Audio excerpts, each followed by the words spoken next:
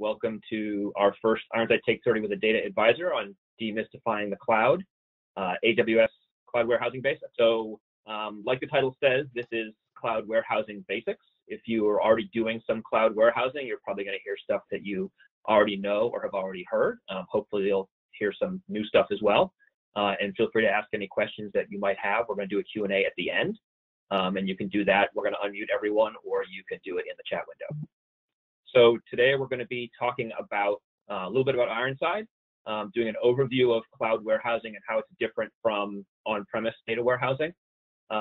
Look at a solution architecture that uses AWS core services, and then look at one that uses third-party apps as well as AWS services, so as an alternate solution architecture. And then we'll take questions. So I think with that, we will get started. So this is the first, like I said, of 6 planned Take30 with a data advisor sessions. Some of them are going to go into more detail on specific topics or apps that we bring up today. Some of them are on different subjects entirely, but we hope to see you for all 6.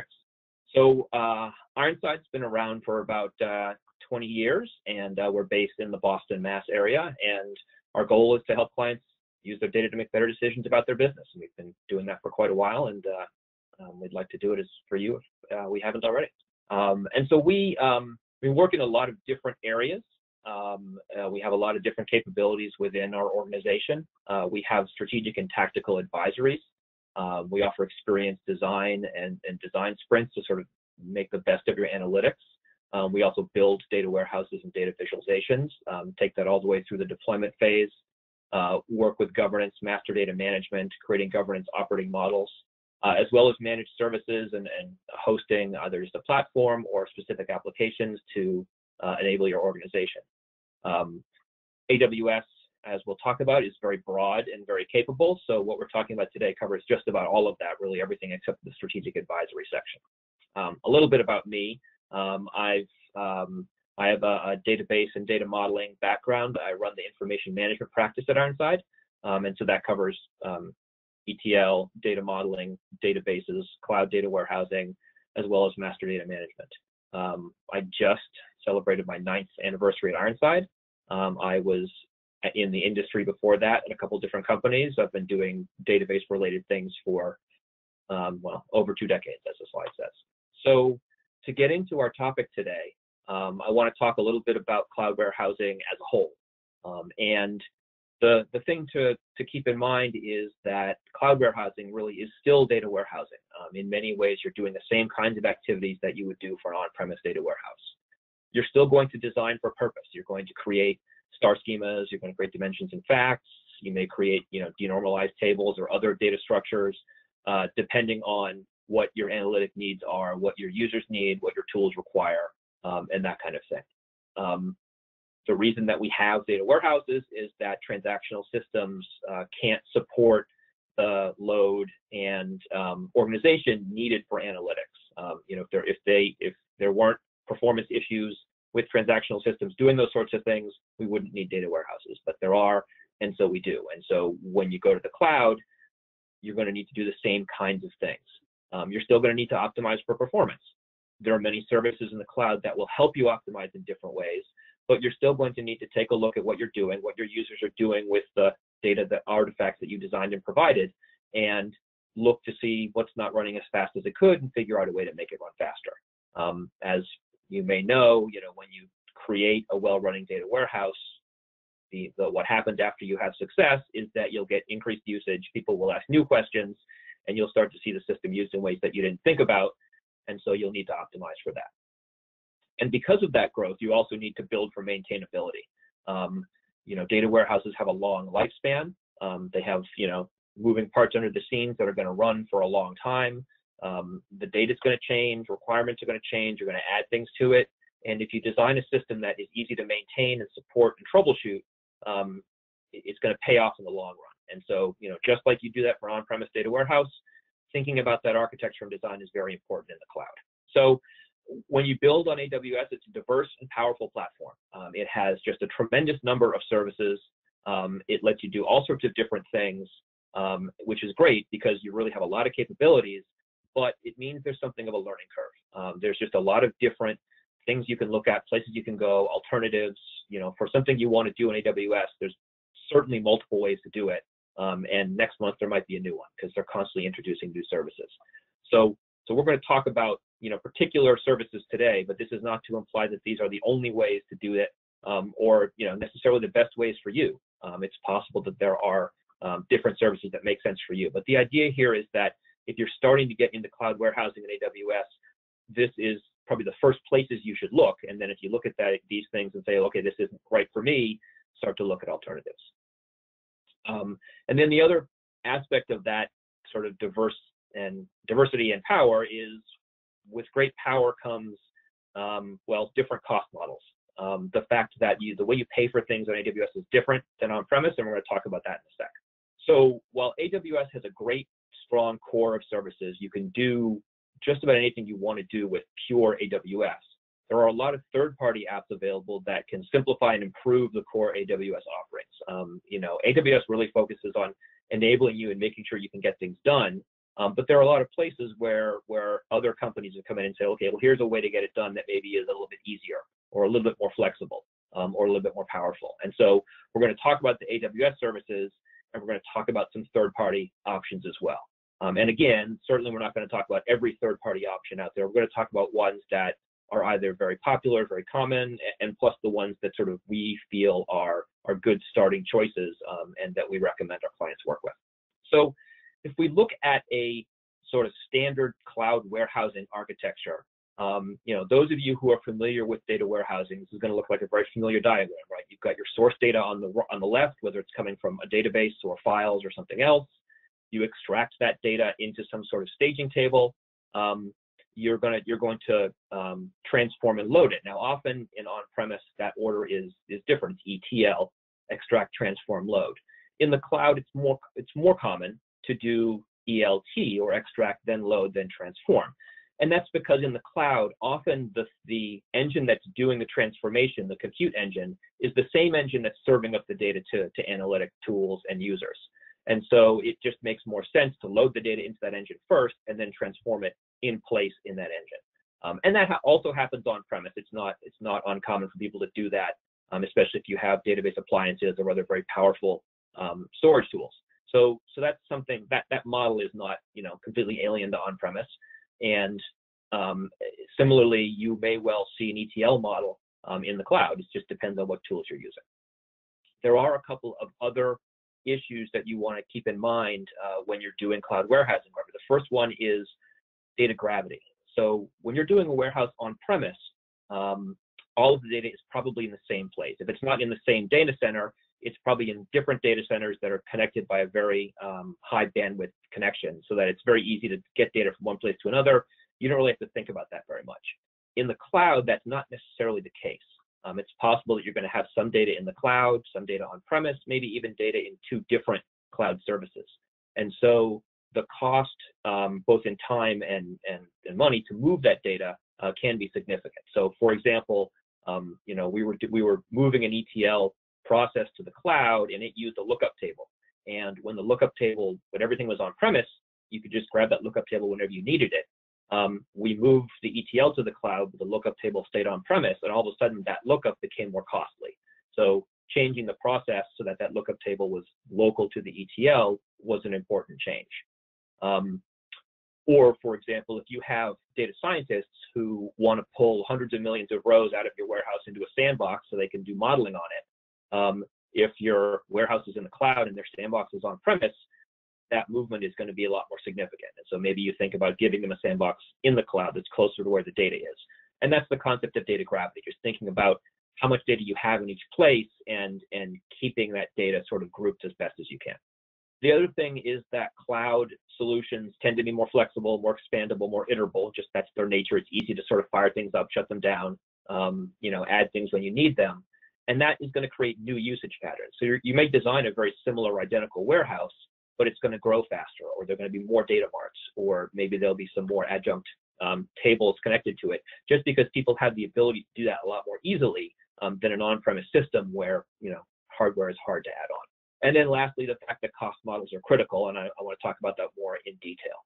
When you think about using analytics on-premise, usually you've got the hardware, it's owned or leased or rented, but it's paid for and it's on and it's running. Using it doesn't cost you anything extra. You've got the software, and that software is licensed, but usually it's by core or by user or flat license. And to add hardware is time and cost intensive. If you don't have a spare VM handy, you've got to get the hardware in and provision it, set it up, and all that stuff, and that takes time and effort, and it's less likely to happen. In the cloud, it's very different. So the compute and storage costs are incremental, and how they're incremental is going to be different. And you're going to pay for usage. You're going to pay in some way for every single thing that you do is going to cost you incrementally. And that may be by, the licensing is also going to be there, and the licensing is probably similar to on-premise, but the cost model for the actual usage might be per hour that a machine is running in the cloud, per gigabyte of storage. It might be, you pay by compute time, and there may be minimums. And so, literally, if I'm debugging SQL on-premise, I can run a 30-minute query and not really worry about how long, it takes 30 minutes, I can go get some coffee, and no problem. Whereas in the cloud, I'm paying for those 30 minutes. And so if there's some way, if I think a bit and make it a 5-minute query or don't run the query, I'm going to save money. And so this is something where you just have to think about applying the cost model, monitoring it, and being smart about what your usage is. And that way you can, sort of focus your budget on the things that are essential. And so it's not to say that the cloud costs more, it's just that it has the capability to cost more because you pay for what you use. And so if you use more, you will pay more. So if we look at a sample AWS architecture, and I'm going to talk about the services that this uses. So this is actually, even though I said cloud is often ELT, this is an ETL architecture, and it uses AWS's ETL service Glue to do most of the work. One of the principles we believe in is that you should use sort of the smallest number of tools possible to keep it simple, to keep it easy to maintain and easy to understand. So Glue is a batch data transfer service or ETL service. You write Python or Scala code and execute it, and it moves data from lots of different source databases, tables, flat files, that kind of thing, into a variety of targets. And so in this case, we're using Amazon's S3 service, which I'm guessing everyone's heard of S3, but S3 is probably the most, successful or popular service because all it does is it stores data. It's really, it stores data in files. It does it very efficiently. You pay by, the quantity, by the gigabyte. There are a couple options in terms of how you pay, but basically the more data you store, the more you pay for it. It's not very expensive. And so it's an ideal place to stage data, for a data warehouse. So we're using Glue to bring in flat files into our staging area in S3. And then we're using a different service called Database Management Service to bring in data from databases. And that's because Database Management Service is designed for database bulk copying. It can copy a database in its entirety, or it can do incremental change data capture. So as changes happen in the source database, they get brought over to the target. And so that's just a more efficient way to do database-based staging. So we bring data into a staging area just like we would on premise. We have a separate layer of Glue jobs that puts it in a transformed area in S3. And then we use Glue again to bring in, to create facts and dimensions and put them in a data warehouse. And this is using Amazon AWS Redshift, which is their massively parallel database analytic service. And so that provides the ability to, it's very good for analytic queries where you run a big query, it splits it up into pieces, runs each piece in parallel, and then combines the results and gets it back to you very quickly. So, and that's just, and when you're using that, you're paying basically for each node that you fire up, you're paying by the hour. The stronger the node, the faster the node, the more you pay. So these are the services that you might use to create sort of a basic AWS architecture. I have in this, and you can either pause the video when you're doing this afterwards, or I think we're going to make these slides available, summary on some alternatives, and feel free to ask about them afterwards, other services that you might use. So another option would be a third-party architecture where we're using some of the AWS services, in particular S3, but we're using two new services or apps, Matillion and Snowflake. Snowflake is similar to Redshift in that it's a database. It lets you run SQL. It lets you run SQL efficiently, but it's a little more focused on ease of use, and it does a very good job of separating the compute costs from the storage costs. So For Redshift, you sort of have nodes up and running.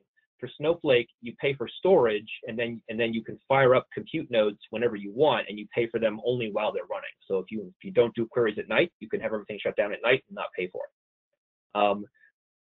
Matillion is an ELT tool designed for the cloud.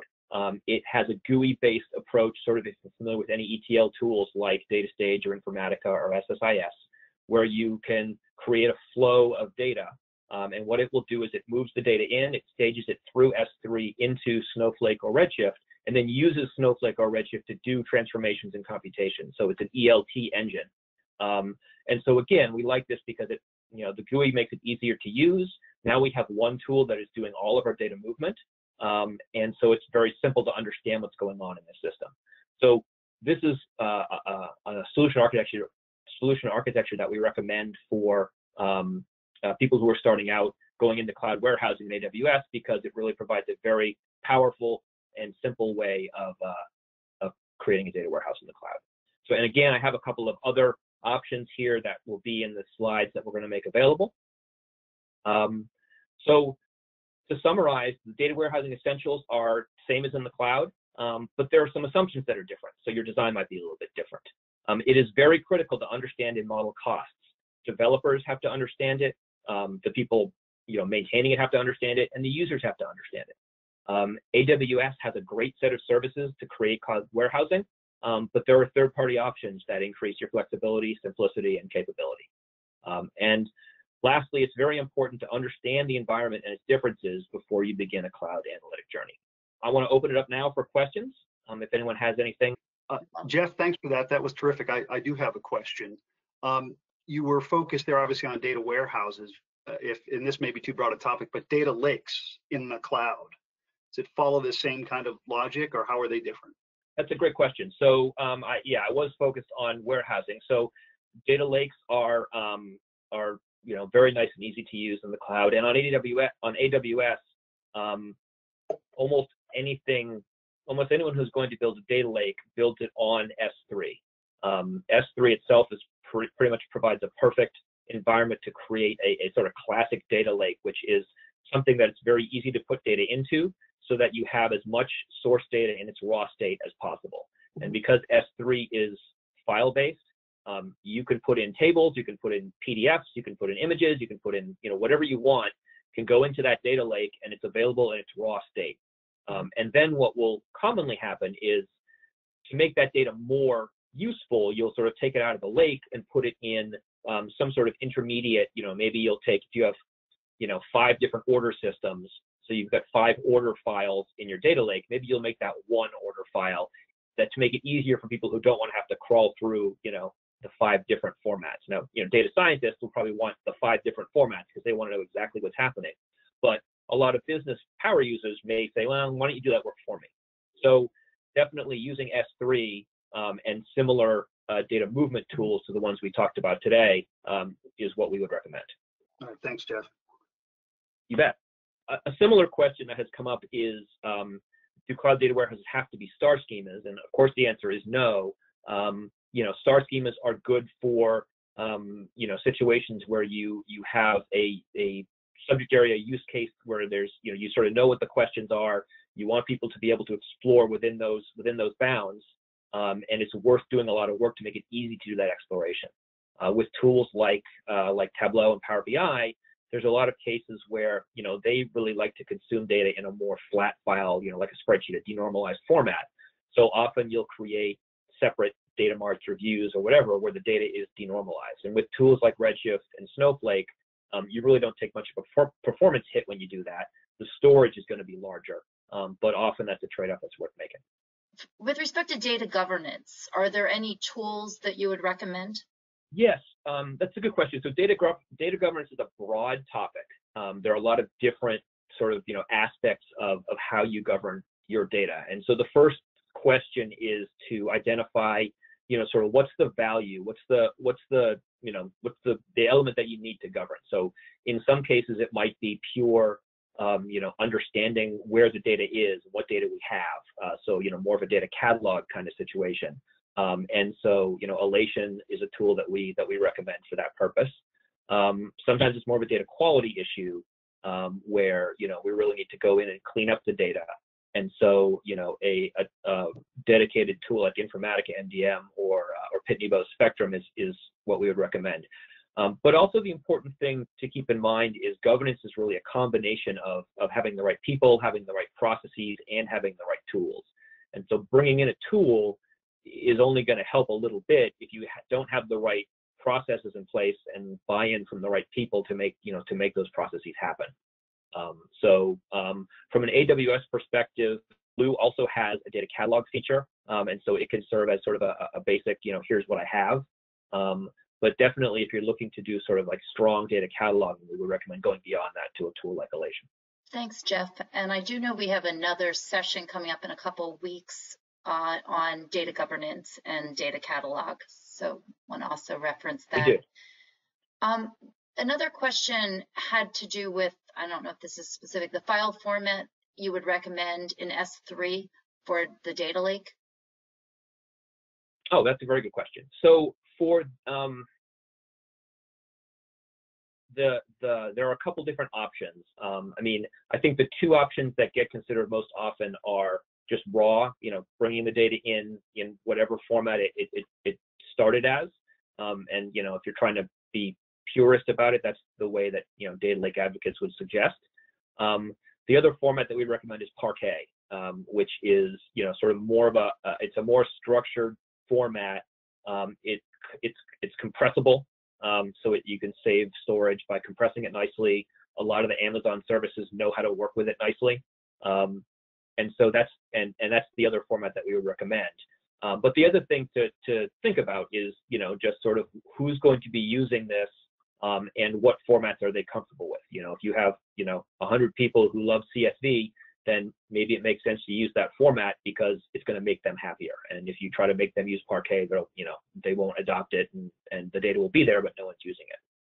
So sort of in abstract, I would say raw or Parquet, but I would say pay attention to what the data is being used for and who's using it, and make sure there isn't some other format that presents itself.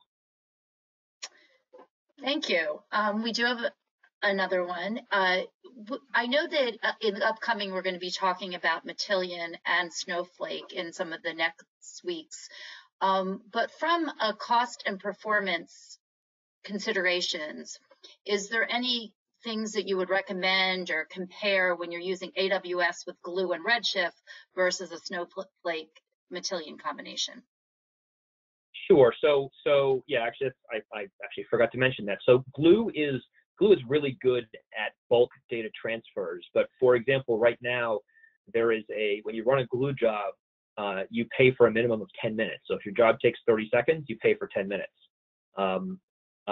And similarly, when you run Matillion, you fire up a Matillion server and execute jobs. There's a minimum time of 1 hour. So if you fire up your Matillion server to run your ETL, you're going to pay for an hour, which costs, I believe, $2 to $5, regardless of how long your jobs take. The difference, though, is if you have 100 Glue jobs that each take a minute, you're paying 10 minutes for each of those Glue jobs. Whereas if you run those 100 jobs on Matillion, if they take less than an hour, it's only 1 hour that you're paying for still. So we find that Matillion scales up better in terms of managing your costs. And you can create scripts or just the discipline to, you don't have to have the Matillion server running if you're not actually doing ETL. So you fire it up to your ETL, shut it down. Similarly, Redshift is node-based, and so it really wants the nodes to be running all the time. It's possible, but harder to sort of fire them up and down, sort of on a day-to-day basis. Whereas Snowflake is designed so that you can actually set their compute nodes to automatically turn on when you run a query and shut off after a minute, 5 minutes, 10 minutes if no one's using it. And so you can manage your costs a lot more tightly. So Snowflake, we have found, is a very good, it's a better cost performance ratio than Redshift. Data pipeline or orchestration, any comments on that? And tools or positioning? Yeah, so I mean, Matillion has an orchestration layer, one of the reasons we like it. So if you want to manage your ELT process, it has the ability to do the data movement, but also the orchestration. If you're going to orchestrate a broader set of things, I think that's getting into sort of outside the scope of this talk. There are some Amazon services that do it, and we would recommend looking into those. It's definitely something where if you identify a need for that, beyond a single tool like Matillion, you want to think about it and sort of try to unify and have a single way of doing it, because you want to make sure that people can sort of go to one place and say, okay, here's where all of the orchestration is, here's where I can see everything that's happening, as opposed to having, oh, there's a time script off in the corner and no one knows what it's doing. Jeff, I know we only have a little bit of time, but I've one last question here. How does Lambda fit into this grouping of different services compared to Glue? That's a good question, because it's something that doesn't, I guess, sort of, it's people might not think about it, but it's a useful alternative. So Lambda is an Amazon service that lets you sort of provide sort of short-term triggered, code execution, I guess. And so it can be triggered, on a schedule or by certain events happening, and it's very lightweight. So it gives you capabilities that can be similar to Glue. You have to do a little bit more of the coding work yourself, but it doesn't have the cost minimums like Glue does. So a Lambda minimum, I think, is a second of time. It also doesn't have the power of Glue, so it's good for small. Like if you have like little dribs and drabs of data coming in, you write a Lambda function to do what you need to do to move that data. It's going to cost you a lot less than Glue. If you're moving gigabytes of data, you may run up against the limits of what a Lambda function can do. So we found Lambda can serve a good, if you have a lot of lightweight data movement, it may make sense to write some or all of it in Lambda as opposed to Glue if you're using AWS services. Terrific, thank you. You bet. So yeah, I think we're at the end of our time. As Debbie said, I just wanted to point out that we do have other sessions coming up, including one that's specifically on Matillion, as well as one on May 20th, and we're going to talk about data catalogs. And so, we'd be happy to go into more detail at that time, or you can, reach out to us to ask any questions that didn't get answered during this session. Terrific. Thanks, Jeff, and thank you everyone for joining us. Yeah, thanks everyone. Have a great day.